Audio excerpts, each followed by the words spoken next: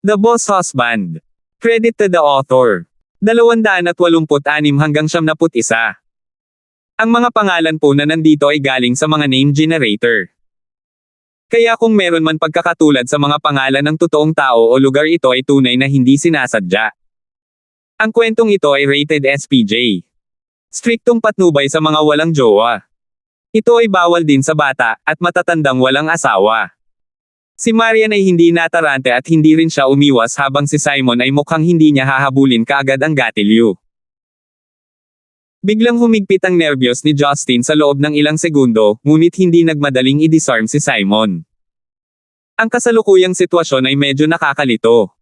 Ano yun? Alam mo na ba sa wakas na mali ka? Ngunit huli na ang lahat, wala na ang pamilya ko.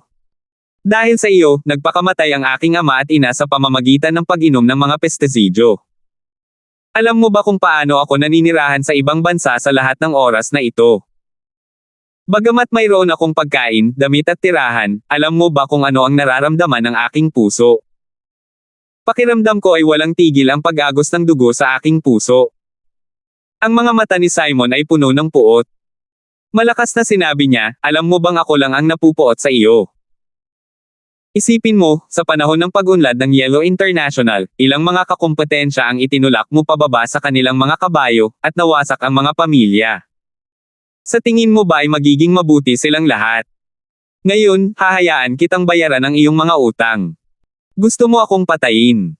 Si Marian ay tila nagtatanong, o may ibinubulong sa sarili. Magiging kalamangan mo ang pagpatay sa iyo, sabi ni Simon habang tumatawa siya. Baka bago kita patayin, pwede tayong maglaro saglit. Kahit papaano, hinabol kita ng maraming taon. Si Marian ay nanatiling tahimik, na parang wala siyang pakialam sa lahat ng ito. Nakatayo lang siya ng walang takot habang nakatingin kay Simon. Nakita ni Simon ang hitsura ng kanyang mukha at nagalit siya kaya napangiti siya. Ganyan pa rin ang itsura. Alam mo bang pinakaayaw ko itong pagmumukha mo? Akala mo ba Diyosa ka? Sino ka para tingnan ako ng ganyan? Tinapik ni Billy ang balikat ni Simon at bumaantong hininga. Sinabi niya, Master Cole, ang lahat ay malulutas ngayon. Hindi mo kailangang maging ganito ka-emosyonal.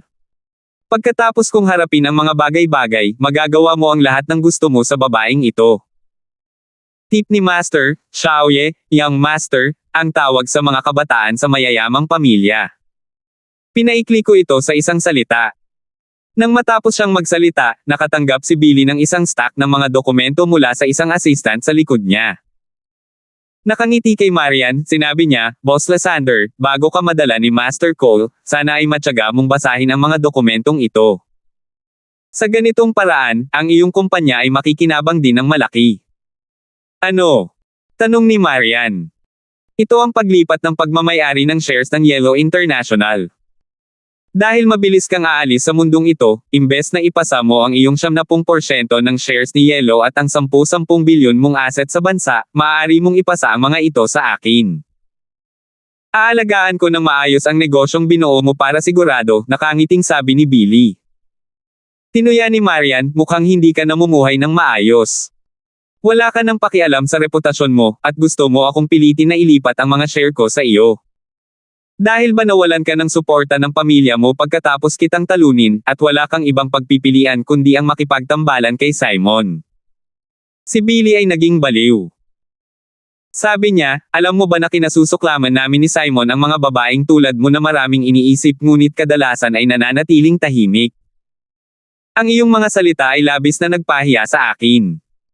Matapos ang lubos na kabiguan ng Changlin Media, talagang nawala ng suporta si Billy ng Zheng Clan mula sa Central City. Habang nagtitiwala pa rin sa kanya ang ilang mga nakatatanda, karamihan sa kanila ay nagsimulang magduda sa kanyang kakayahan, na naging dahilan upang bumagsak kaagad ang kanyang prestihiyo. Natural, hindi na siya aalagaan ng kanyang pamilya. Taglay ang puot sa puso, nagawa ni Billy na makipag-ugnayan kay Simon na nasa ibang bansa. Sa pagbuo ng isang karaniwang layunin ng paghihiganti kina Justin at Marian, ginamit ni Billy ang kanyang koneksyon sa ilang mga ahensya sa customs upang payagan si Simon na magdala ng mga tao at malaking halaga ng pera sa bansa. Matapos makatanggap ng mga pondo, umasa si Billy sa pamilyang Zeng upang takpan ang pagkakakilanlan ni Simon bago tahimik na naghihintay sa pagdating ng araw na ito. Talagang masaya ako na hindi mo ako gusto, malamig na sabi ni Marian. Sumasang-ayon akong ilipat ang aking mga share at iba pang mga asset sa iyo, ngunit kailangan mong ipangako sa akin ang isang bagay. Nakakunot ang noo, sinabi ni Billy, say. Dahil galit ka sa akin, maaari mo akong patayin, ngunit hindi si Justin. Ang pagpatay sa kanya ay hindi makakabuti sa iyo, sabi ni Marian. Marahas na itinaas ni Justin ang kanyang ulo dahil hindi siya makapaniwala sa nangyari, nakatingin kay Marian na walang ekspresyon. Sa ganoong sitwasyon, ang unang iniisip ng babaeng ito ay ang pagliligtas sa akin. Hindi ba niya ako kinasusuklaman dahil sa ilang beses ko siyang pananakit? Hindi ba niya iniisip na napakaraming bagay ang itinago ko sa kanya, at nagsinungaling sa kanya ng ganito karaming beses? Haha, isang mapagmahal na mag-asawa, sabi ni Billy habang seryosong nakatingin kay Justin. Pagkatapos ay lumingon siya kay Simon, nagtanong, Master Cole, ano sa palagay mo? Ngumiti ng kakaiba si Simon. Talagang tinitingnan niya ang isang tindera ng tuhog ng karne ng tupa bilang isang kayamanan. Humph! Kaya kung hayaan siyang mabuhay, ngunit sa pinakamaliit, hindi siya maaaring payagang mamuhay bilang isang tao sa natitirang bahagi ng kanyang buhay. Lumitaw ang mali siya sa mga mata ni Billy. Ito ay isang magandang mungkahi. Hindi, galit na sabi ni Marian. Ako ang nag-iwan sa iyo ng walang pagpipilian at natalo ang iyong mga negosyo, hindi si Justin. Kung saktan mo siya, hindi ako pipirma sa dokumento kahit na mamatay ako. Fucking bitch! Kung ayaw mong pumirma, maaari naming kunin ang iyong thumbprint pagkatapos mong mamatay. Hindi na nakatiis si Simon at biglang hinaila ang gatilyo. Bang! Umalangaw-ngaw ang putok ng baril sa bulwagan. Si Yuna na nakatayo sa likod ni Marian ay kinakabahang sumigaw sa gulat. Gayunpaman, hindi sinundan ng bala ang trajectory patungo sa noo ni Marian. Tila, ang baril na hawak ni Simon ay tumalbog palayo ng napakalaking puwersa. Tumama ang bala sa kisame at nag-apoy ng spark. Si Marian ay orihinal na ipinikit ang kanyang mga mata habang hinihintay niya ang kanyang kamatayan. Sa hindi inaasahang pagkakataon, biglang nabago ang bagay na naging dahilan para muling imulat niya ang kanyang mga mata dahil sa kalituhan. Nakita niyang lumingon si Simon para tingnan si Justin sa isang tabi. Justin, sa tingin mo ba ay maiiwan kayong buhay pagkatapos tamaan ang baril ko? May 20 mersenaryo sa labas na inupahan ko na papatay ng hindi man lang kumukurap. Hindi kayo makakatakas. Maaari mong subukan, sabi ni Justin sa mapurol na paraan. Ngumuso si Simon bago iwinagayway ang kanyang kamay. Masayang naglakad si Harry Ball na nakasaksi sa eksena habang nakatayo sa likod ni Simon. Magulo pa rin ang hairstyle niya, may bigot na parang damo, at nakasuot ng maruming Amerikana. Ang mukhang perwisyo, matangkad, malakas at madungis na lalaking ito ay labis na tapat sa kanyang Panginoon na si Simon. Ano man ang kanyang nakaraang pagkakakilanlan bilang young master ng pamilya Cole, o ngayon bilang isang wanted na kriminal, handa pa rin si Harry Ball na sundan siya. Malamig na ngumiti si Simon. Sabi niya, mabuhok na bola, hindi mo ba laging gustong makipaglaban kay Justin? Bago siya mamatay ngayon, maaari mo siyang paglaruan. Humalaklak si Harry Ball at sinabi kay Justin, alam kong magaling ka sa pakikipaglaban noon pa man, ngunit palagi akong pinipigilan niyang master lapitan ka. Hindi nagtagal, ginawa siyang wanted na kriminal na dalawa na naging dahilan ng kanyang paghihirap. Ngayon na malapit ka ng mamatay, maglalaro tayo sandali. Nabalik ang kamalayan ni Marian at naunawaan na siya ay iniligtas ni Justin ng biglaan. Habang nakaramdam siya ng masalimuot na emosyon, nang makitang lalaban si Justin kay Harry Ball, nagmamadali siyang sumigaw, hindi kaya. Isa siyang espesyal na ahente noon. Hindi mo siya matatalo. Humph, bakit hindi siya? Hindi naman siya makakatakas. Ngayon, kami ang boss dito, nakangiting sabi ni Simon. Bahagyang ngumiti si Justin kay Marian at sinenyasan siyang tumigil sa pag-aalala. Pagdating sa araw na ito, may mga bagay na hindi na niya kayang itago kay Marian. Ano man ang mangyari sa dalawa sa hinaharap, ang pagtatago niya sa kanyang nakaraan ay tila makasarili. Tumingin si Marian kay Justin na may nalilitong ekspresyon habang ang kanyang tibok ng puso ay mabilis na bumilis. Pakiramdam niya ay may mangyayaring hindi ka panipaniwala. Hinubad ang kanyang coat, naiwan si Harry Ball na may itim na sweater na mahigpit na nakapulupot sa kanyang matipunong katawan. Nagpo-pose ng fighting stance, commandant siya kay Justin. Tumingin sa kanya si Justin at sinabing, bagaman medyo solvent ka, talagang tapat ka sa iyong amo. Kung titingnan mo ang iyong paninindigan, dapat ay eksperto ka sa Aikido, ngunit hindi ka pa rin isang taong makakalaban sa akin. Kung susuko ka ngayon, hahayaan kitang mabuhay kung papayag kang ayusin ang bangkay ng iyong amo. Natigilan si Harry Ball. Tila nagulat siya nang makita siya ni Justin sa isang simpleng sulyap. Gayunpaman, nanunuya pa rin siya at sinabing, ikaw mismo ang nagsabi na ako ay tapat sa aking Panginoon. Dahil ang aking buhay ay ibinigay ni Master, kailangan kong gamitin ang aking buhay upang labanan ka kahit na ako ay talagang matatalo ngayon. Sige na. Bumantong hininga si Justin at inabot ang kanang braso sa leeg ni Harry Ball. Binalak niyang patayin siya ng isang welga, upang iwanang mamatay si Harry Ball ng walang labis na sakit. Sa gilid, nakita ni Marian at Yuna si Justin na biglang tila ibang tao habang patuloy na kumikilos sa dominanteng paraan. Dahil sa pakiramdam na ito, naninigas ang dalawa sa lupa. Sa kanilang malabong mga mata, tinitigan nila si Justin habang pakiramdam nila ay hindi sila pamilyar sa lalaking ito na halos palaging kasama nila. Kasabay nito, naramdaman ni Harry Ball ang napakalakas na pressure nang makita niya ang pag-atake ni Justin na mukhang napakabagal, na naging dahilan para mahirapan siyang huminga. Siya nga ay isang dalubhasa sa Aikido na nagbigay diin sa pag-counter ng matitigas na pag-atake gamit ang malalambot na pag-atake at paghiram ng puwersa upang kontrahin ang puwersa. Sa pagharap sa slow motion attack ni Justin, medyo nabalisa siya at sinubukang iwasan ang strike. Sa hindi inaasahang pagkakataon, biglang bumilis ang mga braso ni Justin. Kasunod ng trajectory ng paggalaw ni Harry Ball, mabilis niyang hinawakan ang leeg ni Harry Ball. Parehong nakaharang ang mga braso ni Harry Ball habang sinusubukan niyang hawakan ang mga braso ni Justin. Gayunpaman, nang ang kanyang pag-atake ay halos umabot na sa mga braso ni Justin, ang Harry Ball ay nakakatakot na naramdaman na ang mga braso ni Justin ay parang ang pinakamalamig na composite metal. Nang dumaong ang kanyang malakas na pag-atake mula sa magkabilang direksyon, hindi gumalaw kahit kaunti ang mga braso ni Justin. Paano ito posible? Natakot si Harry Ball. Sa sobrang tagal ng pagkakakilala ni Justin, naisip niya na kaya niyang magkaroon ng mapaglarong ugali habang kaharap si Justin. Sa sandaling ito, labis niyang napansin kung gaano siya mali. Never ba siyang naging ka-level sa akin? Naisip niya. Gayunpaman, sa susunod na sandali, nawalan siya ng pagkakataong mag-isip. Basag. Basag. Hindi nagbigay ng maraming oras si Justin kay Harry Ball. Habang kinukurot niya ng bahagya gamit ang kanyang kamay, agad na huminto sa paghinga si Harry Ball. Nakipag-ugnayan na siya sa maruming lalaking ito mula nang makilala niya si Simon sa unang pagkakataon. Pagkaraan ng napakatagal na panahon, sa wakas ay gumamit siya ng isang simpleng ngunit direktang paraan para palayasin siya sa mundong ito. Sigaw ni Simon sa takot. Tila ayaw niyang maniwala na ang kanyang pinakatapat na lingkod ay namatay sa ganoong kaikling sandali, na dinurog sa leeg ni Justin gamit lamang ang isang braso.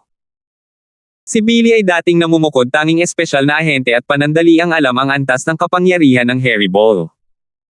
Sa wakas ay napansin niya na ang sitwasyon sa harap ay hindi ganoon kadaling harapin. Marahas na hinayla si Simon palabas ng bahay, ikinaway niya ang kanyang kamay sa labas.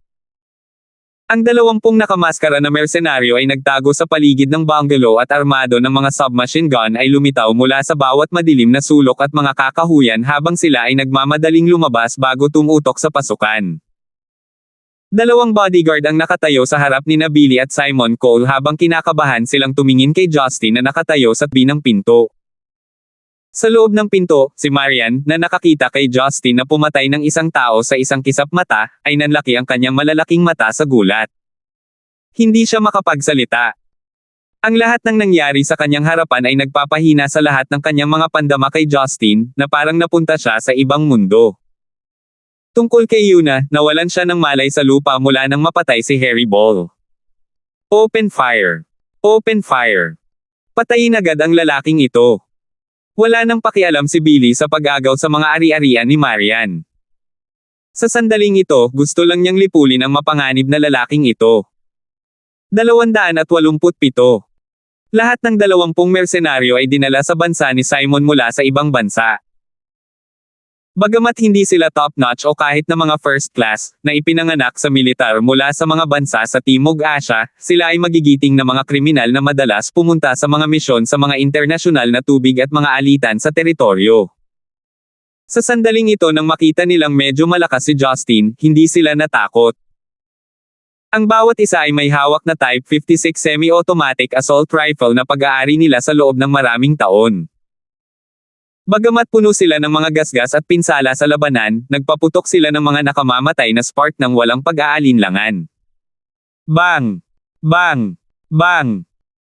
Ang 20 baril na may shooting range na halos 300 metro ay sabay-sabay na nagpaputok, na nakatutok sa bawat bahagi ng katawan ni Justin, na may firepower na hindi kapani-paniwalang nakatutok. Umalangaw-ngaw sa buong kalangitan ang putok ng mga machine gun, na para bang ito ay sapat na malakas upang niyanig ang buong lupain.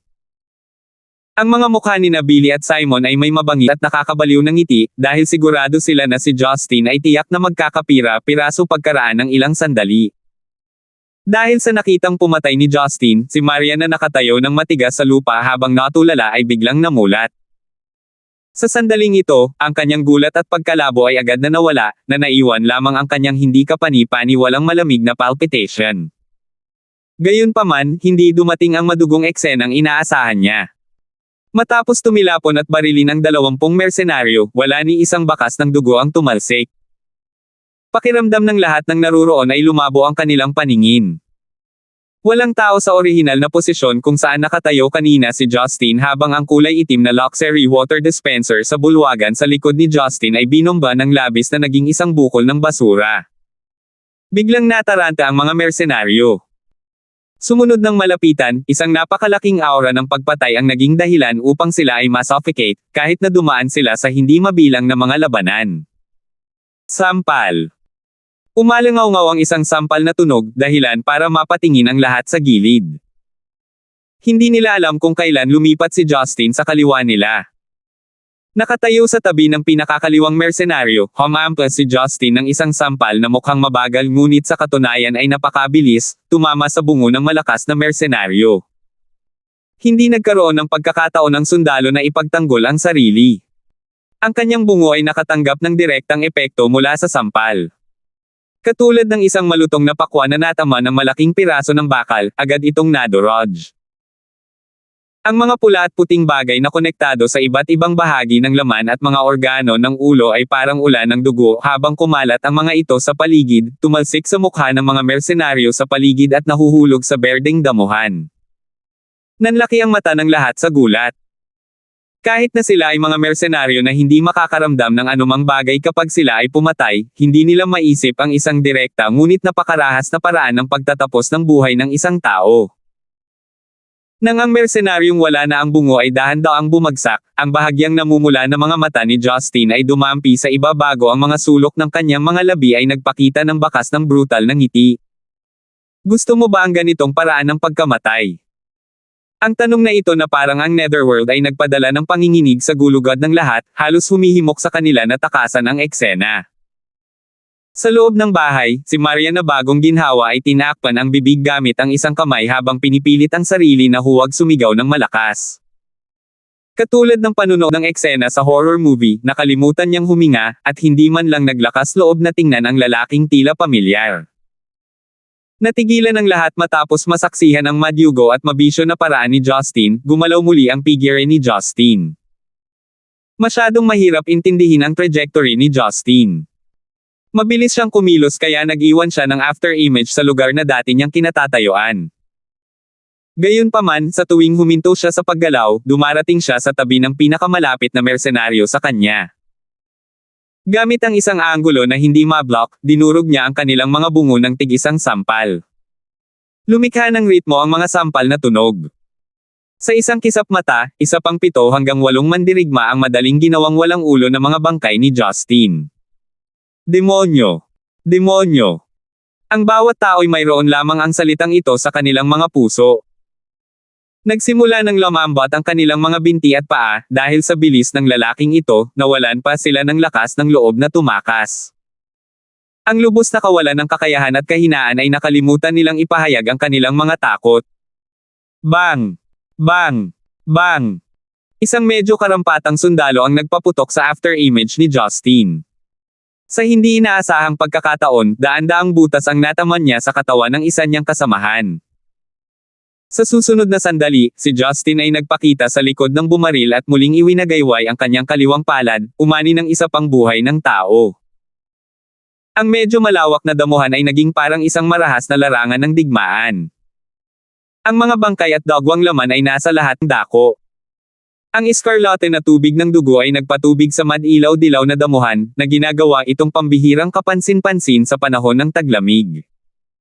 Sa loob ng wala pang kalahating minuto, sa 10 tao na dating nakatayo sa damuhan, si Justin na lang ang natitira.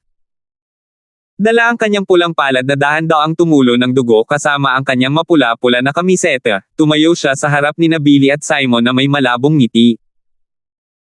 Sa wakas ay napansin ni Billy na ang dalawang bodyguard na nasa harapan niya ay dinurog din ni Justin ang kanilang mga ulo na parang mga pakwan. Hindi man lang sila nagkaroon ng pagkakataong mag-react. Bakas pa sa mukha niya ang amoy ng dugo dahil sa pagtilamsik nito. Hindi na kayo dapat bumalik. Kung hindi, hiniling ko sa ibang tao na patayin ka. Sa ganitong paraan, hindi ka mamamatay hanggat hindi nawawala ang iyong mga ulo. May bahagyang simpatiya sa mukha ni Justin. Lalong naging siksik ang iskarlate sa kanyang mga mata. Gamit ang medyo mabagal na mga yapik, naglakad siya patungo kina Billy at Simon. Bagamat si Billy ay isang espesyal na ahente, hindi pa siya nakakita ng ganitong klaseng superhero. Parang nanghina ang kanyang mga paa. Gusto niyang sumigaw ng tulong pero wala man lang siyang lakas ng loob para doon. Karaniwang ibinuka ni Simon ang kanyang mga eyeballs nang mawalan siya ng kakayahang mag-isip. Sa katunayan, sa sandaling namatay si Harry Ball, nakaramdam siya ng hindi kapani-paniwalang pag-aalala. Sa kasalukuyan, siya ay kumilos tulad ng isang taya. Nasaksihan ng buong eksena, si Marian ay walang kamalay-may na lumuha. Noong una ay nakaramdam siya ng takot, ngunit sa hindi malamang dahilan, sa kasalukuyan ay bahagyang naiinis lang siya at hindi na natatakot, kahit na ang hangin ay napuno ng malakas na amoy ng dugo. Ang likod ng lalaking ito ay mukhang malamig at marangal, tulad ng mga maputlang ilaw na sumikat sa kanyang figure sa isang madilim na entablado. Ang ganitong uri ng hindi pamilyar ay pumukaw ng awa. Justin! Tumigil ka! Isang nagmamadaling tunog ng isang ginang ang umalangaw-ngaw mula sa hindi kalayuan. Isang itim na BMW 5 Series ang makikitang papalapit sa bahay sa bilis na 150 hanggang 160 kilometro bawat oras. Pagkatapos ng isang emergency stop, 3 nagpanik na tao ang tumakbo pababa mula sa kotse. Walang pakialam, sinulyapan sila ni Justin, para lamang matuklasan si Karen, Sky Dragon na matagal na niyang hindi nakikita, at isa pang payat at matangkad na lalaki na may hindi pamilyar na mukha. Justin, ako ay mula sa Central Cities Group of 8, Florian Morris. Sigaw ng payat na lalaki. Hindi mo maaaring patayin si Billy. Ang pagsalungat sa Zeng Clan ay magdadala lamang sa iyo ng mas matinding problema. Nakakunot ang noo, sinabi ni Sky Dragon. Justin, kalmado sandali. Hindi ito isang bagay na ganap na malulutas sa pamamagitan ng pagpatay. Si Justin ay mukhang walang pakialam. Hindi pa rin nawawala ang pulang kulay ng kanyang mga mata. Si Billy na naramdaman noon na mamamatay siya ay biglang sumigaw sa gulat, "Pinsan Florian, nandito ka na sa wakas. Mabilis, iligtas mo ako." Mataimtim na tumango si Florian. Sinabi niya, "Justin, dapat ay kontento ka na sa pagpatay sa napakaraming tao na ito. Bumalik ngayon, ipinadala kami ni General dito mula sa Central City upang pigilan kang patayin si Billy. Para sa iyong ikabubuti ito. Siya ang pinakaiginagalang na apo ng Panginoon ng angkan ng Zeng. Hindi ka nila papakawalan kung papatayin mo siya. Nakantento." Biglang humagalpak ng tawa si Justin habang pabirong nakatingin kay Florian. "Ikaw ay pinsan ni Billy, tama? Tama, ngunit ang mungkahi ko kung para sa iyong kapakanan din. Kapag napatay mo siya, magagawa mo rin bang patayin ang lahat ng Zeng Clan?" Tanong ni Florian. Mukhang may napagtanto si Justin. Malamig niyang sinabi, mapapatay ko man o hindi ang lahat ay wala sa iyo. Gayunpaman, dahil pinsan ka niya at ikaw mismo ang dumating, papatayin muna kita bago patayin kung maglakas loob kang pigilan ako. Ikaw. Hindi ka dapat maging masyadong mapanghamon. Naasar si Florian kaya namula ang kanyang mukha. Dahil sa kanyang pagmamataas, gusto niyang agad na atakihin si Justin. Gayunpaman, sa pag-alam kung gaano nakakatakot si Justin, agad na hinawakan ng Sky Dragon si Florian nang maramdaman niya ang pagsikat ni Justin ng pagpatay ng aura. Sumigaw siya, hindi mo maibibigay ang iyong buhay. Dahil si Sky Dragon ang pinakamalakas sa Group of 8, hindi maaaring humiwalay sa kanya si Florian kahit na gusto niya. Walang pakialam si Justin kay Florian na dumating para mang-istorbo. Muling nag-teleport ang kanyang katawan bago humarap sa harap ni Billy at Simon. Dahil magkasama kayong dumating para maghiganti sa akin, maaari din kayong mamatay ng magkasama. Nang matapos siyang magsalita ay sabay na dumaloy ang kaliwat kanang braso niya patungo sa dalawang bungo. Katulad ng iba pang namatay dati, na nagdala ng kanilang huling hitsura ng kawalan ng pag-asa, ang dalawang mapagmataas na individual ay pinalo ang kanilang mga bungo sa dalawang grupo ng ambon ng dugo sa ilalim ng mga palad ni Justin. Ipinikit ni Karen ang kanyang mga mata habang nakatalikod, hindi nangangahas na masaksihan ang eksenang ito. Binitawan ni Sky Dragon si Florian na ganap na natulala. Ang mga mata ni Florian ay lumuha at namula habang ang kanyang katawan ay nanigas, na parang hindi siya nangangahas na maniwala sa nangyari sa kanyang harapan. Lumingon si Justin at tumingin kay Florian, na nagsasabing, ano sa palagay mo? Napatay ko na siya. Kung gusto mo siyang sundan, tutulungan kitang gawin iyon. Marahas na tumalon ang mga labi ni Florian. Gamit ang paos at mahinang boses, sinabi niya, hayop ka, hayop ka. Hayop ako, kaya pumapatay din ako ng mga hayop, nakangiting sabi ni Justin. Kung gusto mo akong awayin, bilasan mo. Kung gusto mo akong pag-alitan, hindi na kita sasamahan. Kung hindi dahil sa pagkakaibigan na meron ako sa dalawang tabi mo, papatayin na kita agad. Kaya, mas mabuting maglaho ka kaagad kung gusto mong mabuhay. Binigyan ng Sky Dragon si Justin ng walang magawa at komplikadong hitsura.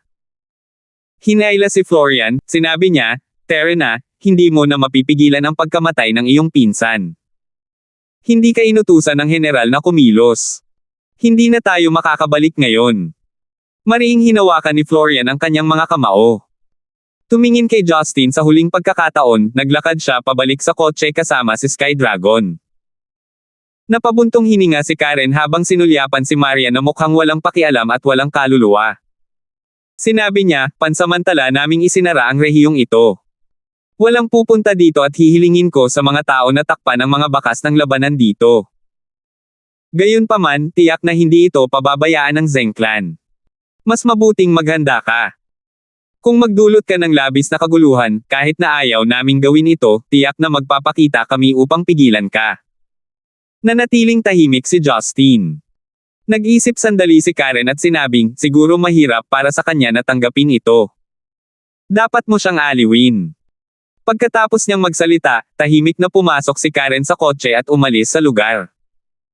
Naglabas si Justin ng isang maliit na lalagyan ng gamot at nagbuhos ng 2 table tas bago tahimik na nilamon ang mga ito. Matapos ang masakit na pagpikit saglit, muli niyang iminulat ang kanyang mga mata bago dahan-daang nawala ang iskarlate sa kanyang mga mata. Huminga ng malalim, tumalikod si Justin at naglakad pabalik sa bahay. Mas mabigat ang pakiramdam niya kaysa noong pumatay siya kanina. 288. Si Marian ay nakatayo pa rin sa lupa. Mula nang magsimulang pumatay si Justin, hindi pa siya nakakagalaw ng kalahating hakbang. Sa kasalukuyan, nang makita niya ang lalaking nababalot ng pula na ang mga palad ay nababad sa sariwang dugo na parang naliligo sa dugo, si Marian ay walang kamalay-malay na umatras ng kalahating hakbang. Itinaas ni Justin ang kanyang dating nakayuko at ngumiti nang mapansin niya ang gulat sa mga mata ni Marian. Natatakot ka, sabi ni Justin sa mahinang boses. Iniangat ni Marian ang kanyang mapuputing mga kamay habang namumutla ang kanyang mga buko. Habang bahagyang nanginginig ang kanyang katawan, sumagot siya pagkaraan ng mahabang panahon, stay okay pa rin. Tinuya ni Justin ang kanyang sarili. Hindi mo kailangang pilitin ang sarili mong sabihin yan. Maya-maya ay masasaksihan mo ang ganoong eksena, tulad ko. Noon, sinadya kong iwasang ipakita ang ganitong side ko, pero pagdating sa araw na ito, I guess I don't have to hide anymore. Any ordinary woman, no, any ordinary person wouldn't hope to see this side of me. Ang bahagyang basang mga mata ni Marian ay nakatingin kay Justin.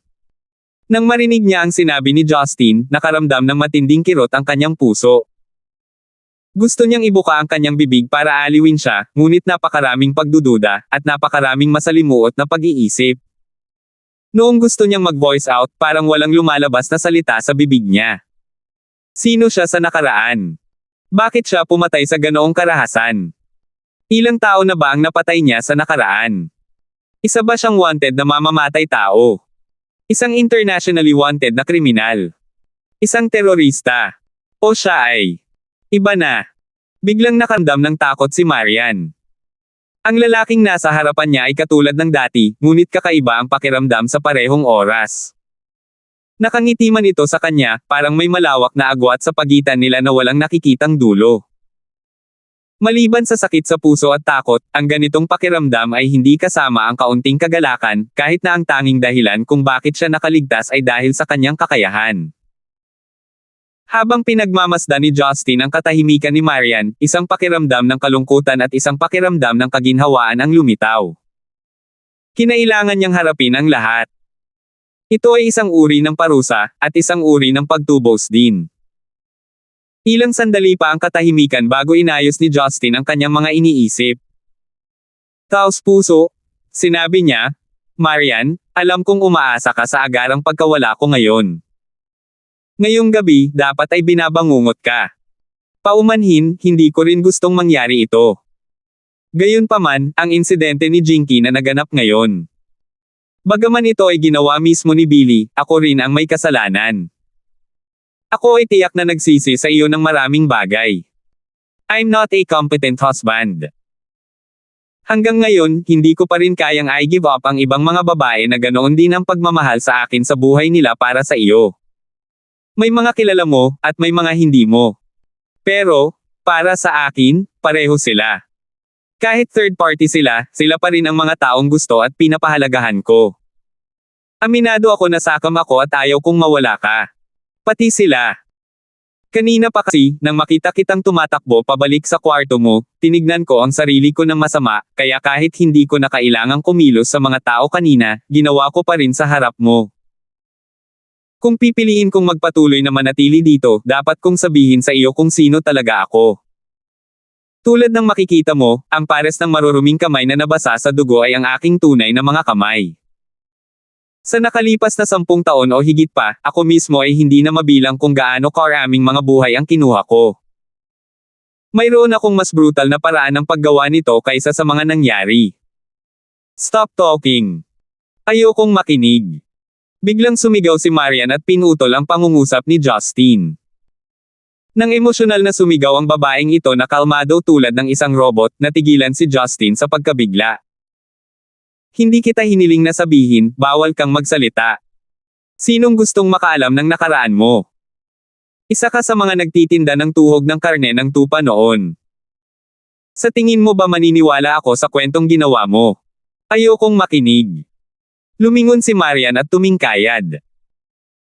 Kahit papaano, nagkaroon siya ng lakas para buhatin si Yuna na nahimete sa sahig at kinaladkad siya para sumandal sa sofa. Lumingon siya at sinabi kay Justin, anong nakatayo ka dyan? Napakadumi ng buong katawan mo. Hindi ka pa ba maliligo? Ngumiti ng mapait si Justin. Marian, I've chosen to confess, you don't have to evade the matter for me. To be honest, I'm very thankful na hindi ka pa nakatakas pagkatapos mong makita akong ganito, seryoso ako. Bahagyang nanginginig ang katawan ni Marian. Inilayo niya ang kanyang ulo, malamig niyang sinabi, wala akong ideya kung ano ang sinasabi mo. Hindi alintana kung naiintindihan mo o hindi, ipinakita ko sa iyo kung ano ang inaasahan ko na hindi mo makikita magpakailanman. Alam kong hindi mo ito matatanggap, ngunit sino ang magagawa? Mahinang tanong ni Justin. I'm thankful that you've tried to accept me, but I guess it's time for me to live already. At least, hindi mo mararamdaman ang pananakot kanina dahil sa akin. Nang marinig niya ang salitang umalas, nakita sa mukha ni Marian ang gulat. Nang makita ang mapagpasyang hitsura ni Justin, hindi siya mukhang nagbibiro. Hindi ka dapat masyadong mayabang, Justin, malamig na sabi ni Marian pagkatapos masiglang tumalikod. Kailan ko pa nasabi na gusto kitang tanggapin? Ano ang kinalaman ko sa katotohanang may iba kang babae? Sa tingin mo ba mahuhulog talaga ako sa'yo? Huwag mong isipin na nagustuhan kita dahil lang sa sinimulan kong tretuhin ka ng kaunti. Magiging mas mabuti ang ugali ko kahit na aso o pusa, basta manatili ito sa bahay ko ng medyo matagal. Justin, bago ko pabayaan ang kontrata natin, hayaan mo akong matapos ang kontrata natin. Umalis ka na. Naririnig mo ba ako? Nakatitig kay Marian na sumigaw habang ang kanyang namumulang mga mata ay lumuluha, si Justin ay namangha at hindi makapagsalita ng isang gawa. Hindi ka lang ba magaling pumatay ng tao? Medyo marahas ka lang. Hindi mo ba narinig ang sinabi nila kanina?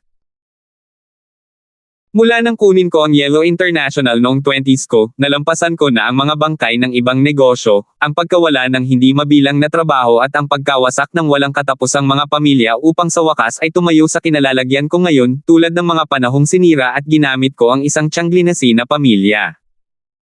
Kung gusto mong pag-usapan ng tungkol sa kalupitan, mas magaling ba ako kaysa sa iyo? Maraming tao sa Stonegate ang gustong batasin ang aking noo gamit ang baril na tulad ni Simon. Pamilya. Sa tingin mo ba mas kahanga-hanga ka sa harapan ko? Marian. Mahinang sabi ni Justin, natulala. Ipinikit ni Marian ang kanyang mga mata upang pigilan ang pagtulo ng kanyang mga luha. Dahil siya ay naging sobrang emosyonal, siya ay humihingal. Saglit na tumahimik, nagpatuloy siya sa pagsasalita sa paraang nagpapaalala, bago pumanaw ang aking lola, nakahiga sa higaan, nagkwento siya sa akin. Noong unang panahon, may makamandag na alakdan, gusto niyang tumawid sa mabilis na agos ng ilog ngunit hindi siya marunong lumangoy, kaya humingi siya ng tulong sa isang polaka. Tumanggi ang polaka sa kanyang kahilingan, dahil akala niya ay susukitin siya ng alakdan. Ngunit ang sabi ng alakdan, kung tinutukan kita, malulunod din ako sa ilog, bakit ko gagawin iyon? Naisip ng polaka na ito ay napakalohikal, kaya tinanggap niya ang kahilingan. Gayunpaman, nang dinala ng polaka ang alakdan sa gitna ng ilog, biglang bumilis ang agos ng ilog, natakot ang alakda at minsang tinuga ang polaka. Agad na nalasan ang polaka at nasa gilid ng pagkahulog sa ilog. Naguguluhan, tinanong ng polaka ang alakdan, bakit mo ako tinuga? Hindi ka rin ba mamamatay sa ganitong paraan? Kung saan ang sagot ng alakdan, hindi ko nais na gawin ito, ngunit ito ang paraan ng pamumuhay ko. Alam kong hindi ako magiging maayos, sumakit pa rin ako na parang baliw. Ito. Ang aking instinct na hindi ko kayang labanan. Nakaramdam si Justin ng kuryente sa kanyang utak at bahagyang nanginig ang kanyang katawan. Napakagatlabi si Marian habang nakatingin sa mukha ni Justin. Cold na nakangiting sabi niya, ngayon, naiintindihan mo ba kung bakit palagi akong nalalayo sa mga tao? Naiintindihan mo na ba sa wakas kung bakit ako laging nag-iisa? Gaya ng iniisip mo, natatakot kang mamatay ako dahil sa instinct mo, ganoon din sa akin, ang instinct ko ay papatay ng ibang tao. Ikaw at ako, ay parehong makamandag na alakdan. Dahil sa ating likas na ugali, nakikita tayo ng mga tao bilang mga baliw, nabubuhay na mga halimaw na namumuhay ng katawa-tawa. Walang sino man sa atin ang makakagat sa isa't isa hanggang mamatay, tayo lamang, ang magpapakamatay. 289. Pagkatapos magsalita ni Marian, muling natahimik ang dalawa. Pagkaraan ng mahabang panahon, malungkot na ngumiti si Justin at itinaas ang kanyang ulo, nagtanong, mahal, ilang oras pa ba tayo hanggang sa matapos ang kontrata? Naging malinaw at maliwanag ang mga mata ni Marian. Sabi niya, 1.5 taon. Paano kung paikliin ito? Gawin itong 6 na buwan, sabi ni Justin. Let the two of Scorpions stay for 6 months more. That time, even if we are one of the same kind, we should be tired already, since there's a gap between our levels after all. Mahinahong sinabi ni Marian, tinatanggap ko. Nakangiting tumango si Justin. Aakyat ako sa itaas para maligo. Lilinisin ko ang dugo sa lupa mamaya, baka ikaw na ang bahala kay Yuna at bigyan siya ng aliw. Naiintindihan. Matapos tingnan si Justin na umakyat sa hagdan, nakaramdam ng matinding pagod si Marian at naglakad pabalik sa sofa. Nanghihina siya sa usapan kanina. Sa kanyang isip, naalala niya ang iba't ibang mga eksena sa nakaraan. Sa wakas, si Marian ay mahinahon ng makapagsuri at malutas ang mga misteryo.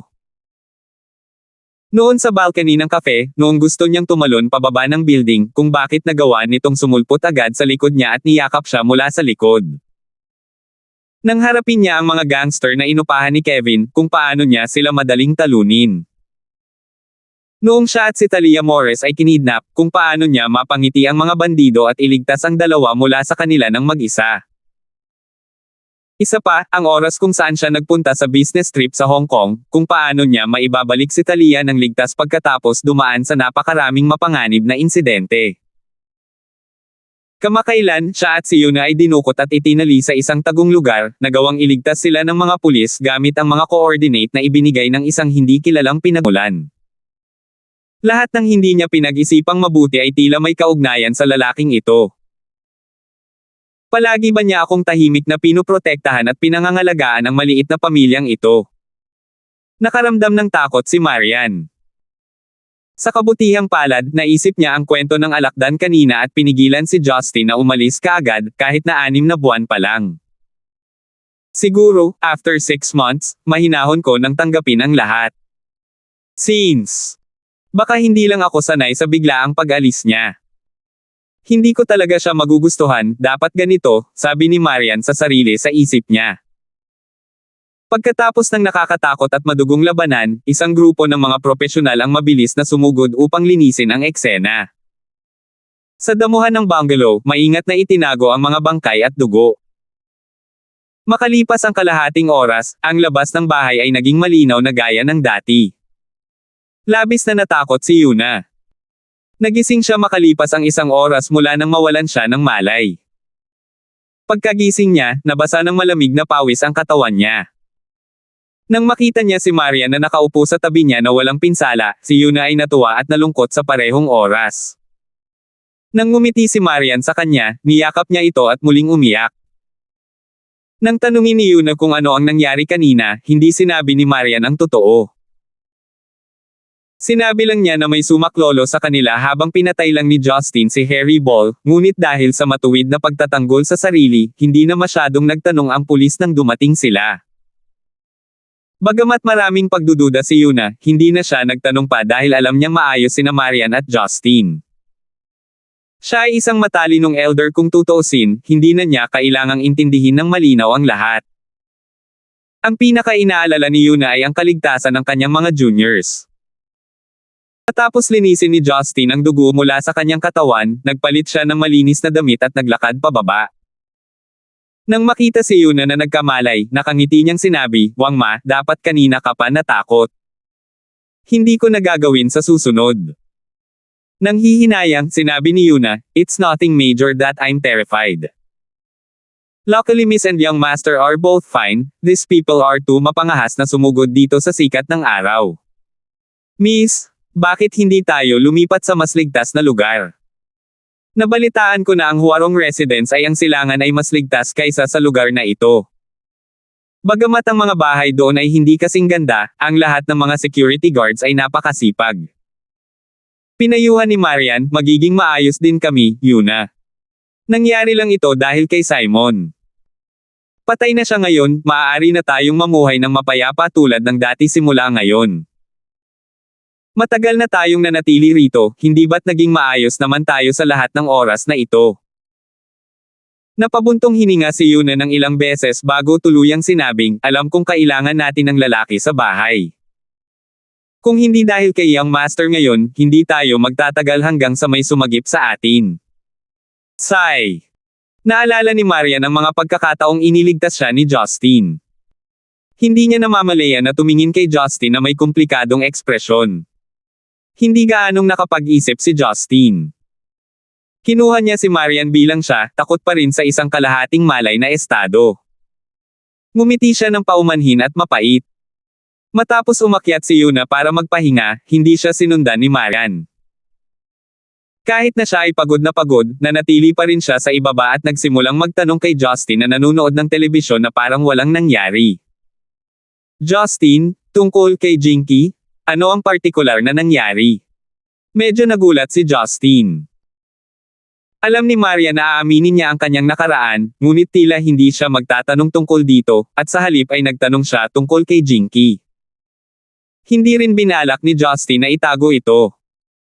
Sinabi niya sa kanya ang lahat mula sa kung paano niya sinimulang makilala si Jinky at ang kanyang pamilya, hanggang sa kung ano man ang nangyari pagkatapos, kasama ang kanyang relasyon sa kanya at sa pagkakana ni Billy. Matapos siyang pakinggan ni Marian, nag-isip siya sandali at sinabing, ibig sabihin, sa unang pagkakataon na nakilala ko siya sa orphanage, wala siyang ideya kung sino ako. Ito ang dapat mangyari. Si Billy ang nagsabi sa kanya ng ating relasyon, sabi ni Justin. Si Marian ay biglang natuwa. Sabi niya, alam ko na siya ay isang mabait na babae. Nalilitong tanong ni Justin, hindi mo ba siya kinasusuklaman sa paggamit at pagsisinungaling niya sa iyo? Inilibot ni Marian ang kanyang mga mata. Why should I hate her? She was forced after all. At saka, bakit kailangang parusahan ang isang batang babae dahil sa malandi mong ugali? Sa tingin mo ba magseselos ako para sa iyo? Ngumisi si Justin. Maliwanag, si Marian ay bumalik sa kanyang sarili. Sinimulan na naman niya itong punahin. Oo, kumusta na ang tatay ni Jinky? Hindi, dahil patay na si Billy, dapat ay nahaharap siya sa mga problema sa bayad sa operasyon ng kanyang ama. Kailangan ko siyang tingnan, nag-aalalang sabi ni Marian. Natahimik si Justin. Si Jinky ay dapat na angkop sa gana ni Marian. Ano man ang nangyari kanina, ganoon pa rin ang pag-aalala niya sa kanyang pamilya. Kaagad na tinanong ni Marian kay Justin ang ospital at numero ng kwarto ni Old Lee bago kaagad naghanda para umalis ng bahay. Hindi napigilan ni Justin na matawa. Kailangan mo bang maging ganito nagmamadali? Bagong lakad ka sa bilog ng buhay at kamatayan ngayong hapon, at nag-aalala ka na para sa buhay ng iba. Sa tingin mo ba ganito ako kawalang puso para hayaan ang babae na magduse? Siguradong depressed na si Jinky, likas na mabait siya. Pupunta ako ngayon at sasabihin ko sa kanya kanina na hindi ko siya sinisisi. At least makakaalis siya sa paghihirap ng mas mabilis. Ang mga bagay na tulad nito ay magiging mas kakilakilabot habang lumilipas ang panahon, sabi ni Marian. Nang magsuot siya ng isang pares ng takong at gustong umalis, lumingon siya at nagtanong, hindi ka ba sasama sa akin? Nakangiting mapait, sumagot si Justin, maaaring mas malala ang epekto kung nandoon ako. Ibinaba ang kanyang ulo, nag-isip sandali si Marian. Sabi niya, tama ka, bagamat hindi kami tulad ng iniisip niya, siguradong malulungkot siya kapag magkasama kami doon. Si Justin na ang umikot ng kanyang mga mata. Sa totoo lang, si Jinky lang ang inaalala niya. Sabi niya, dapat mo na lang siyang kunin bilang sinumpaang kapatid mo. Nakikita ko ang iyong kinang ng pagiging ina.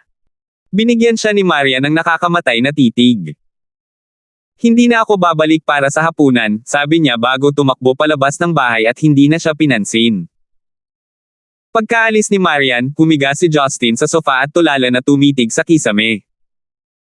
Hindi mabilang na mga pag-iisip ang bumalot sa kanyang isipan. Sa wakas, kinutya niya ang sarili niya. Mabilis na tumalon si Marian bilang isang babae, habang hawak ko pa rin ang nangyari ngayon. Tuloy ang buhay gaya ng dati. Sasabihin ko ang lahat ng kailangan ko, at gagawin ko ang lahat ng gusto ko. Wala pa ba akong 6 na buwan? Tatawid ako sa tulay pagdating ko dito.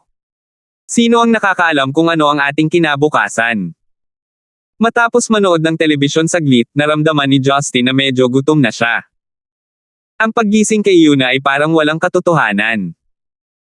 Habang nag-iisip siya kung dapat ba niyang hawakan ang kanyang matagal nang wala sa culinary skills, nag-vibrate ang kanyang telepono.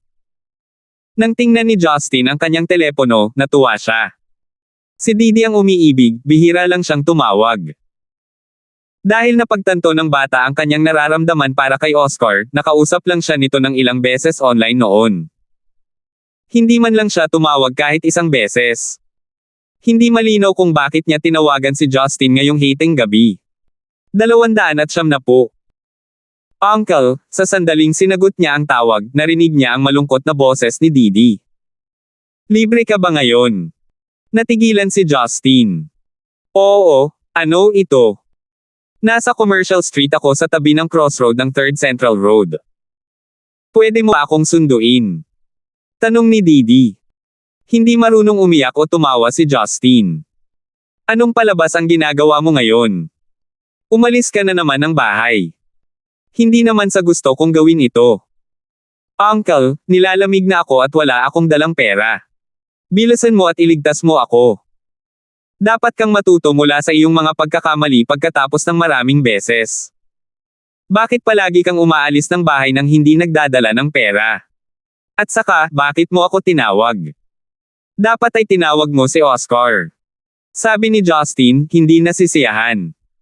Nagkamali, sumagot si Didi, ako. Nakipag-away ako kay Brother Oscar.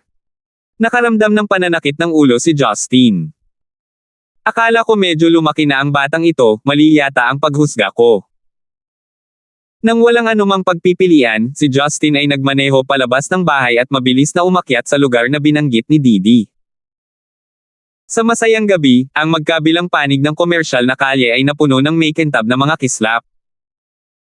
Sa tabi ng buhay na kalye, nakita ni Justin si Didi na nakatayong mag-isa sa tabi ng upuan at tuwang-tuwa na kumakaway sa kanya.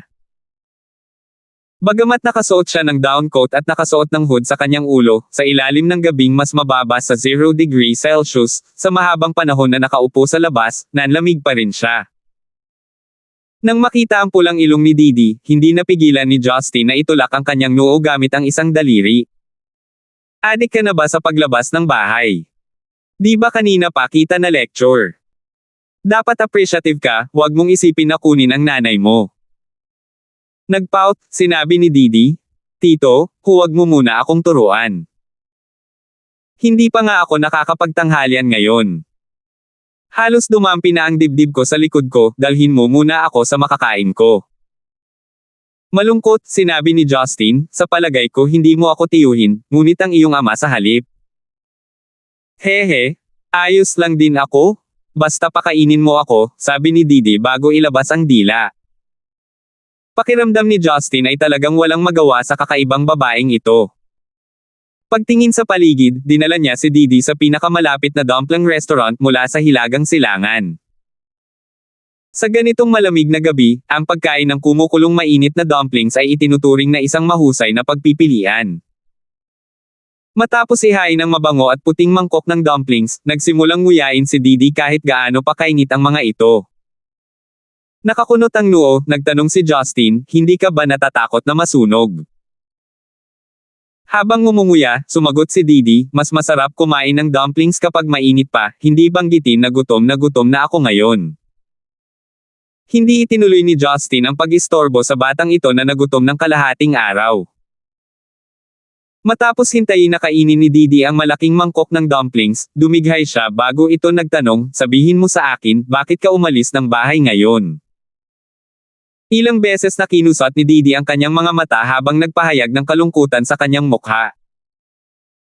Tiyo, hindi mo dapat alam na ang aking ama ay pumupunta sa aking ina nitong 2 araw para sa anumang kadahilanan, at inakusahan ang aking ina na naghahanap lamang ng mga lalaki. Mas masahol pa ang sinabi niya pagkatapos noon. Ang aking ina ay nagalit at nakipagtalo sa aking ama. Sa wakas, ang dalawa sa kanila ay nanatili sa masamang kalagayan. Alam ni Justin na ang ama ni Didi ay si Peter Fane, ngunit hindi niya inaasahan na magkakaroon siya ng ganoong panig. Nagtataka si Justin kung anong klaseng lalaki ang natagpuan ng ina ni Didi, na ikinagalit niya ng ganito si Peter. Anong kinalaman niyan sa pag-alis mo ng bahay? Tanong ni Justin. Ngumuso si Didi. Siyempre related sa akin. Nakatira ako kay mom, once na mabad mood siya, makikita niya ako na parang kaaway niya ako. Nagbiro lang ako sa kanya kanina, at umarte daw ako sa tatay ko na laging nagkukwento ng kalokohan at nanggugulo sa kanya. Nakakunot ang noo, nagtanong si Justin, hindi mo ba kayang tiisin kapag hindi maganda ang mood ng nanay mo? Ginawa ko, ngunit hindi ko kayang tiisin palagi. Pagkatapos noon ay tinawagan ko si Brother Oscar, mas tinatrato niya ngayon ang aking ina kaysa kay Tita Gibson, mas matalik kaysa sa sarili niyang ina. Hiniling ko sa kanya na iligtas ako, ngunit bigla siyang sumama sa aking ina, at tinulungan ang aking ina na sabihin na mali ako. Galit na paliwanag ni Didi. Mabilis na naunawaan ni Justin ang sitwasyon. Talagang kawili-wili si Oscar, sinusubukan niyang pasayahin ang kanyang biyenan ngayong maaga sa laro. So umalis ka ng bahay? Nakangiting tanong ni Justin. Oo. Ayokong makita si nanay at hindi ko gustong i-entertain si Kuya Oscar. Ang alam lang nila ay bully ako, sabi ni Didi habang basa ang kanyang mga mata. Ang isang tao ay makakaramdam ng sakit sa puso kapag ang kanyang kaawa-awang hitsura ay nakita. Hindi alam ni Justin kung paano niya ito makukumbansi. Pagkatapos bayaran ang bill, dinala niya si Didi at naglakad-lakad sa kalye. Nang makarating sila sa dulo ng Commercial Street sa isang mini park, biglang huminto sa paggalaw si Didi at nagtanong, "Tito, pwede ba tayong pumasok at maupo dyan? Pagod ka na ba?" "Hindi, gusto ko lang umupo dito sandali." Tiningnan ni Justin ang oras, 8:00 na ng gabi, medyo maaga para makauwi siya. Kaya pumayag siya sa hiling ng nawawalang dalaga at naghanap ng kahoy na bangko sa parke na mauupuan. Lumapit si Didi kay Justin. Dahil taglamig noon, napakababa ng temperatura sa gabi. Nang makita ang kanyang nakakainis na hitsura, nakaramdam ng habag si Justin. Tinanggal niya ang coat niya at isinuot kay Didi. Agad na tumanggi si Didi, na nagsabing, "Tito, ikaw mismo ay lalamigan sa ganitong paraan." "Hindi ako lalamigan." Talagang naging tapat si Justin. "Bakit hindi ka nilalamig?" Hindi naniwala sa kanya si Didi at itinulak ang Amerikana pabalik kay Justin. Nakangiting sabi niya, "Tito, hayaan mo lang akong sumandal sa iyo. Hindi ako makakaramdam ng lamig kapag may kasama." Saglit na nag-isip si Justin at binuksan ang kanyang coat bago ito ginamit upang matakpan ang kanyang katawan at si Didi habang hinahayaan niya itong sumandal sa kanyang balikat. Nag-enjoy ng husto si Didi. Nakasandal ang kanyang ulo sa balikat ni Justin, humikab siya. Nakangiting mapait, sinabi ni Justin, "Anak, mas mabuting huwag kang matulog. Lalamag ka talaga sa ganoong paraan."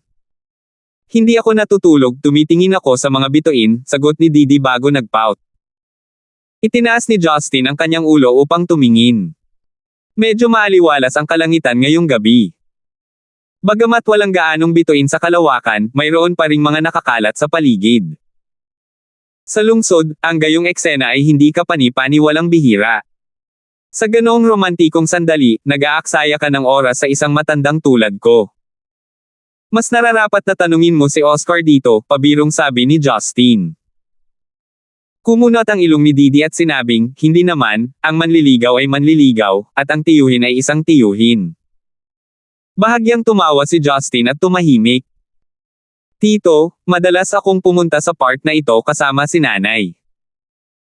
Hindi naman siya gaanong abala noon, tagal ko na rin siyang hindi nakakalakad dito," mahinang sabi ni Didi. Tahimik na ibinaba ni Justin ang kanyang ulo upang tingnan ang babae. No wonder bigla niyang sinabi na gusto niyang maupo dito sandali. "Gaano katagal mo pa balak umupo dito?"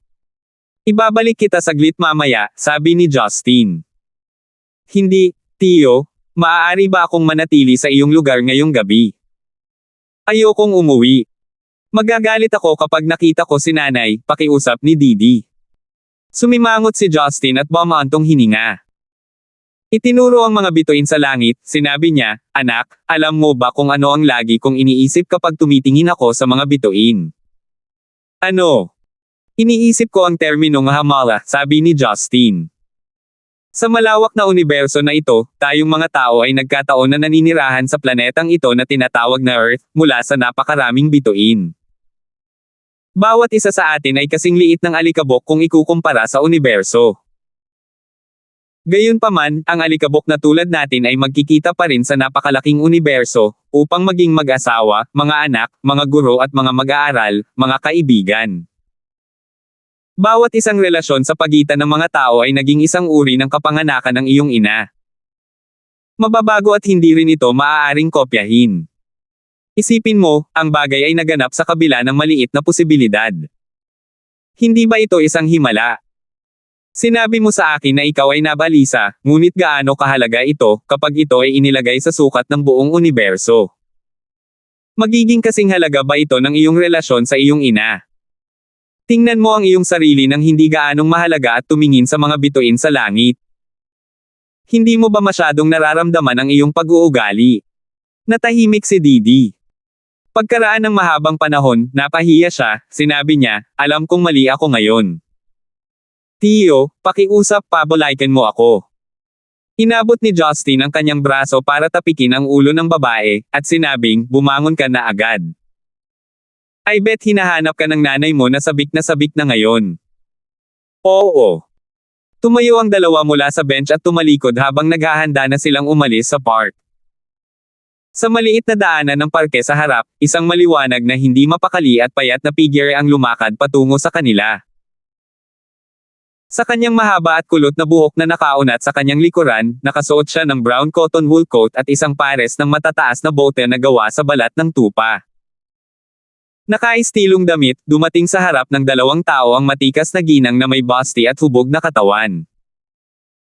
Isang pamilyar, maislan at kaakit-akit na mukha ang pumasok sa paningin ni Justin. Siya ang babaeng nakilala niya 2 araw na nakalipas sa piging, Teresa. Baka sa mukha ni Teresa ang pagkabalisa. Nang makita niya si Justin nang hindi inaasahan, natigilan siya sandali. Habang nagulat siya, tumingin siya sa ibaba at nakita si Didi na nakakapit kay Justin. Nakasuot ng coat ni Justin, lumapit si Didi kay Justin. Nang makita niya ang biglang pagsulpot ni Teresa, natarante siya sandali. Malumanay at duwag na sinabi niya, Nay. Bakit ka pumunta dito? Marahas na ibinaling ni Justin ang kanyang ulo upang tingnan si Didi habang hinala niyang mali ang kanyang narinig. Gayunpaman, sumunod ang galit at malakas na boses ni Teresa. Bakit kayo magkasama? Nang makita ni Teresa na si Didi ay kasama ni Justin at nakasuot ng kanyang coat, naalala niya ang malandi na ugali ni Justin at agad na naisip na si Justin ay may nangyayari sa kanyang anak na babae. Ang kanyang maternal protective sense ay agad na tumaas sa tuktok nito. Sinadya bang mapalapit sa akin ang lalaking ito, at palihim na may ginawa sa anak ko? Pakiramdam ni Didi ay hindi ito makapaniwala. Nagtataka, tinanong niya, Nay, magkakilala ba kayo? Bago pa makapagsalita si Justin, muling nagtanong si Teresa. Bakit mo suot ang damit niya? Anak, ayokong sermonan ka sa pag-alis mo ng bahay ngayon. Paano ka basta na lang susandal sa katawan ng lalaki? Gusto mo bang asar si nanay hanggang mamatay? Mabilis na natarante si Didi at hindi alam ang sasabihin. Alam ni Justin na malamang na hindi maintindihan ni Teresa ang sitwasyon. Teresa, hindi ito ang iniisip mo. Kung gayon, ano pa kaya ito? Justin, ang aking anak na babae ay isang senior 3rd-year student lamang, at pinapatong mo pa rin ang iyong mga kamay sa kanya. Paano mo ito magagawa? Ikaw. Talagang binaygo mo ako. Si Teresa ay sobrang emosyonal. Puno ng apoy ng galit ang kanyang mga mata.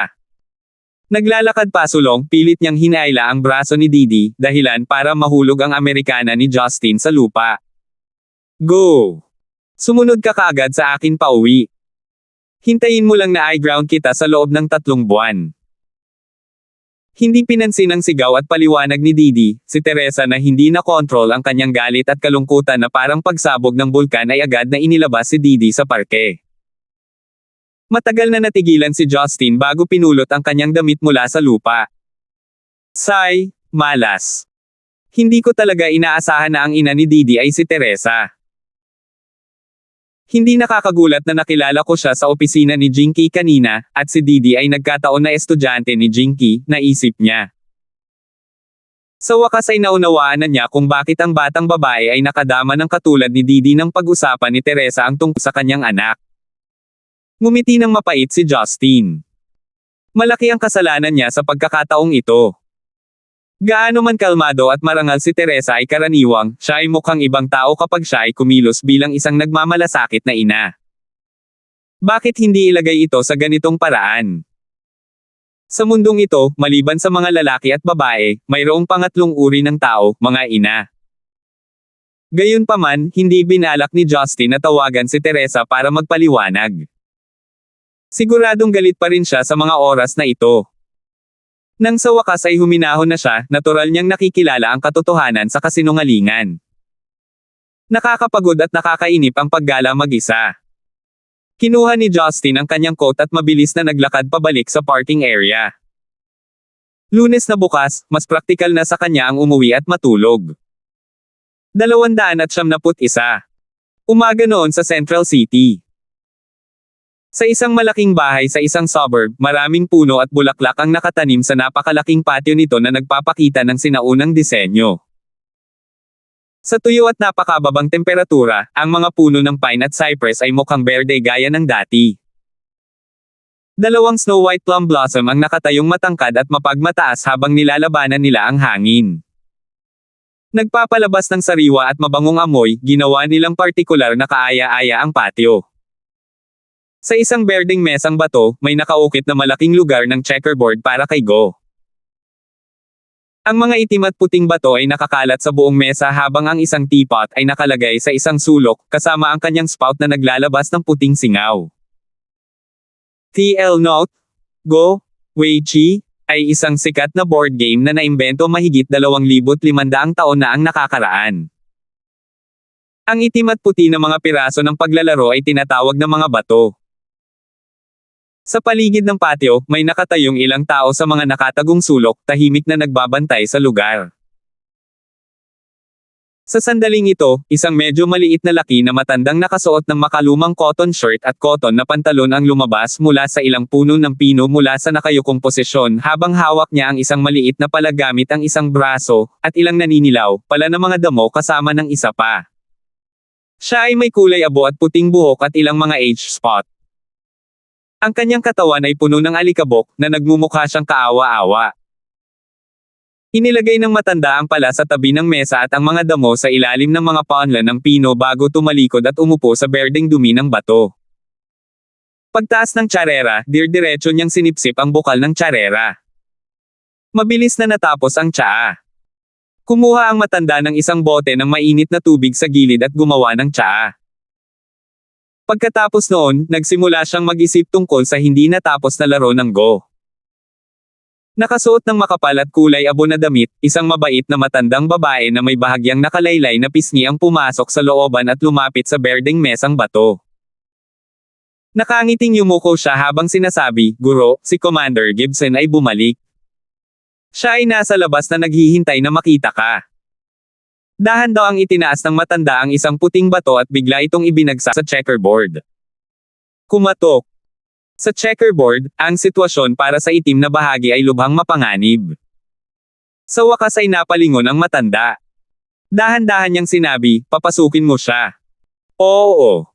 Dahan daw ang naglakad palabas ng lugar ang matandang babae. Pagkaraan ng ilang sandali, isang matangkad at matipuno, pangkalahatang ranggong lalaki na nakasuot ng berdeng uniforme ng militar ang pumasok sa looban. Palibhasa'y matalas at makisig ang mukha, agad siyang naging masigla nang makita ang matanda habang nagpahayag ng labis na paggalang. Siya si Parley.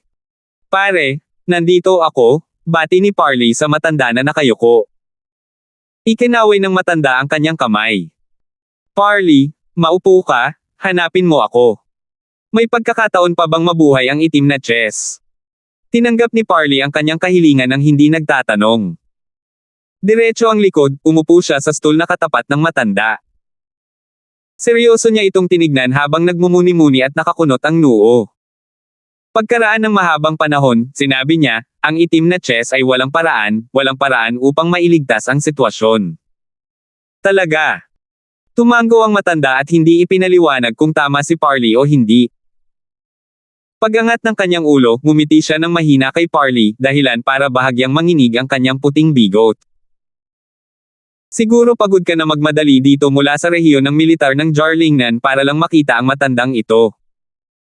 "Hindi pagod, kinasusuklaman ko lang na hindi ko laging makakasama si Itay," malakas at taos pusong sabi ni Parley. "Hehe. Tumawa ang matanda habang natutuwa.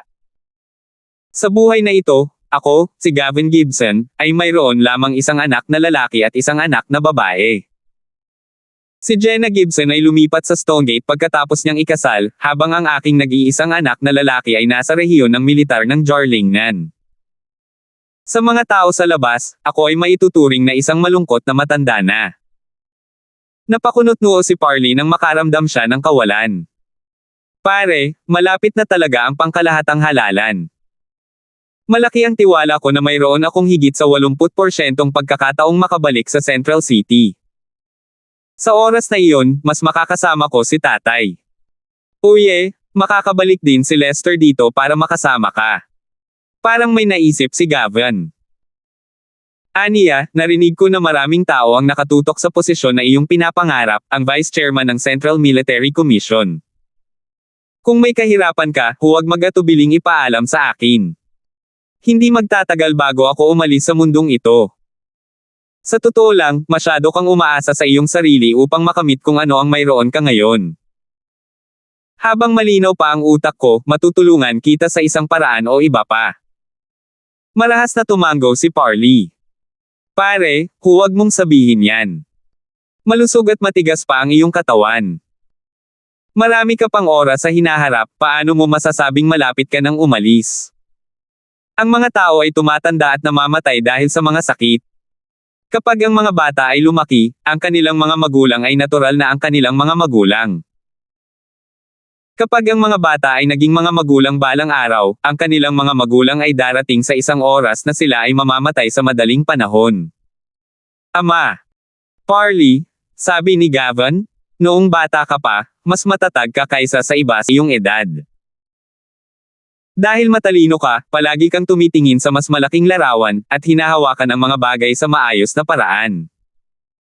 Kung ikukumpara sa mga tao sa iyong henerasyon, kahit na may mas malakas na background, walang makakamit ang isang bagay na kasing hanga mo.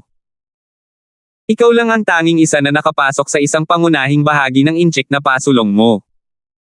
Pagmamataas, at gayon din ang kaluwalhatian ng aming pamilyang Gibson. Lahat ito ay dahil sa pagpapalaki na ibinigay ni Ama, kung hindi ay hindi ako magiging pareho, sabi ni Parley. Hindi maitatanggi ni Gavin ang kanyang pahayag. Iniangat niya ang teapot, humigop siya ng tsaa bago sinabing, tama, talagang binigyan kita ng pambihirang pangangalaga. Gayunpaman, ang dahilan kung bakit ko ito na ibibigay sa iyo ay dahil handa ka ring makipagtulungan. Natigilan si Parley. Hindi niya alam ang ibig sabihin ni Gavin. Ang mga sulok ng labi ni Gavin ay nagpakita ng hindi kilalang at mapait na ngiti. Inabot niya ang kanyang manggas at kumuha ng isang rolyo ng mga dokumento bago ito ipinasa kay Parley. Si Parley ay may masamang pakiramdam tungkol dito. Tinanggap iyon gamit ang dalawang kamay niya, binuksan niya ito at tinignan. Isang tingin lang iyon, biglang nagbago ang ekspresyon ng mukha ni Parley. Ama. Bakit? Bakit ikaw? Namutla si Parley. Puno ng pagtataka ang kanyang mga mata. Ang mga dokumentong ito ay isang ulat ng isang DNA test. May isang taong lihim na nakakuha ng DNA nina Justin at Parley at ipinadala sila para sa isang tseke. Ang resulta ay maliwanag. Napabuntong hininga si Gavin. Hindi mo kailangang magulat. Sa totoo lang, noong nagpakasal ka, tahimik na ipinanganak siya ng isang mag-asawa at pinaalis, alam ko ang tungkol sa pagkakaroon ng bata. Ang pangungusap na ito ay parang putok sa isip ni Parley. Kung gayon Ama, bakit mo? Bakit? Mapait na ngumiti si Gavin. Ang taong iyon ay nagkataon na ang aking mahalagang panahon ng pakikipagkumpetensya para sa tumatayong komite sa Politburo. Kung ako ay matagumpay na nakipagkumpetensya, ang aming Gibson clan ay tiyak na haantong sa linya ng mga nangungunang pamilya ng Central City. Kung ako ay nabigo, ang lahat sa angkan ay nanganganib na kainin ng aming mga kalaban hanggang sa maging ang aming mga buto ay hindi naiwan. Ang pagiging walang asawa sa oras na iyon ay tiyak na magiging ikaw at ang iyong asawa. Isang kahihiyan sa mga pamilyang tulad natin kahit na ito ay tinitingnan ngayon bagamat mahigpit akong tutol sa iyong desisyon na paalisan ang bata, kailangan kong tiisin ang sakit at kumilos na parang hindi ko namamalayan dahil sa hindi inaasahang pagkakataon, hindi na mahanap ang bata. Namula at namutla ang mukha ni Parley. Ang bagay na inaakala niyang siya lang at ang kanyang asawa ang nakakaalam, ay palaging nakatago sa puso ng kanyang ama nang hindi nalalaman. Parley, kung ang bagay na ito ay nangyari sa mga ordinaryong pamilya, kayong mag-asawa at ang anak ay hindi haharap sa anumang problema. Ang bata ay magiging kayamanan lamang ng pamilya, at hindi iiwanan sa anumang paraan, mapait na sabi ni Gavin. Gayunpaman, tiyak na mahirap para sa inyong dalawa na ipinanganak sa mga ganoong pamilya. Dahil hindi pa kayo nagpasya na ipalaglag ang bata noon, walang dahilan para tumanggi na ibalik ang bata ngayon. Kung iisipin ang kasalukuyang sitwasyon ng pamilya Gibson namin, bagamat ang pagpapakita ng bata ay magdadala ng negatibong balita sa pamilya, hindi na kami masisira ng iba tulad ng maraming taon na ang nakaraan. Sa ilalim ng aming walang kadugtong na sitwasyon, wala kaming kaalam-alam na dahilan upang kumilos. Upang gumala sa labas, hindi ito isang bagay na dapat gawin ng mga tagayang clan. Ilang beses nagbago ang ekspresyon ng mukha ni Parley. Tinanong niya, Ama, sino ang naghatid ng ulat na ito? Napabuntong hininga si Gavin. Ito ang Panginoon ng pamilya Lysander, si Zachary. Pamilya ni Lysander. Zachary. Naging malungkot si Parley. Si Zachary ay isang general lamang sa pambansang seguridad. Wala siyang tunay na awtoridad sa militar, at naglakas loob siyang pumasok sa aming pamilya Gibson. Plano ba niyang gamitin ang bagay na ito para ibagsak ang katayuan ko sa militar at ang posisyon ng aming pamilyang Gibson, para tumulong na itulak ang ilang pamilya? Nakakunot noong sinabi ni Gavin, Parley, kahit na si Zachary ay isang general lamang, hindi mo siya dapat minamaliit. Ang pamilyang Lysander ay tiyak na hindi kasing simple ng nakikita sa ibabaw. Gayunpaman, bago ka pumasok sa bilog, hindi mo maiintindihan ang tunay na pagkatao ni Zachary. Kailangan mong ituring si Zachary ng may paggalang bilang kanyang junior, ito ang babala ko sa iyo. Dahil ang kanyang retiradong ama ay bihirang gumamit ng gayong marangal na tono, agad na tinanggap ni Parley ang kanyang order. Gayunpaman, ang kanyang puso ay napuno ng pagdududa. Si Zachary ay hindi lang isang general. Tapos ano siya? Pagkatapos ng maikling katahimikan, sinabi ni Parley, Pare, dahil ibinulgar mo ang bagay na ito at umaasa na makakabalik ang tao sa pamilya Gibson, wala akong dahilan para tanggihan ka, bilang anak mo. Gayunpaman, dapat mo ring malaman na malapit na talaga ang aking halalan. Sana ay linawin ko lang sa taong iyon pagkatapos ng aking halalan. Ang mga mata ni Gavin ay nagpakita ng bahagyang pagkabigo, ngunit tumango pa rin siya. Ako lang ang lolo niya, ikaw ang tatay niya. Dahil ito ang desisyon mo, hindi nararapat na magsabi pa ako ng higit pa. This clan will sooner or later fall to your hands. I only hope that you can treat the child nicely. Bagamat hindi natin alam kung paano siya lumaki sa paglipas ng mga taon, hindi ito dapat maging madali para sa kanya. Naiintindihan, Ama. Tumayo si Parley. Kung walang ibang tagubilin si Ama, babalik ako sa tropa. Go! Naantala ko ang iyong oras pagkatapos ng lahat. Ikinaway ni Gavin ang kanyang kamay. Pagkaalis ni Parley, lumakad ang matandang babae. Nakangiti kay Gavin, sinabi niya, Master, ang bagay na gusto mong suriin ko ay malinaw na ngayon. Siyang Master Justin ay talagang may asawa na. Gayun din, ang kanyang asawa ay nagkataon na apo ni General Zachary, ngunit hindi ito ang inapo ng kanyang asawa. Talaga. No wonder. Tumango si Gavin. May ngiti pa rin sa mukha ang matandang babae. Sinabi niya, kahit ano paman, magiging isang masayang kaganapan sa pamilya Gibson kung makakabalik siyang Master Justin. Iniisip ko kung ano ang magiging reaksyon niyang Master Lester kung malaman niyang may kapatid siya. Ang iyang mistress ang dapat ang pinakamasaya, dahil sa wakas ay makakabalik na ang kanyang anak na matagal nang nawala. Kinuha ni Gavin ang isang itim na bato at sinabi, ang buhay ay parang laro ng chess, lahat ay mahirap hulaan. Kumatok. Dama po ang itim na bato sa checkerboard. Ang itim na bahagi na tila nakatakdang talunin kanina, ay agad na nabuhay, at kumagat pabalik sa puting bahagi. Salamat po at sinamahan ninyo ako, ingat lagi mga master.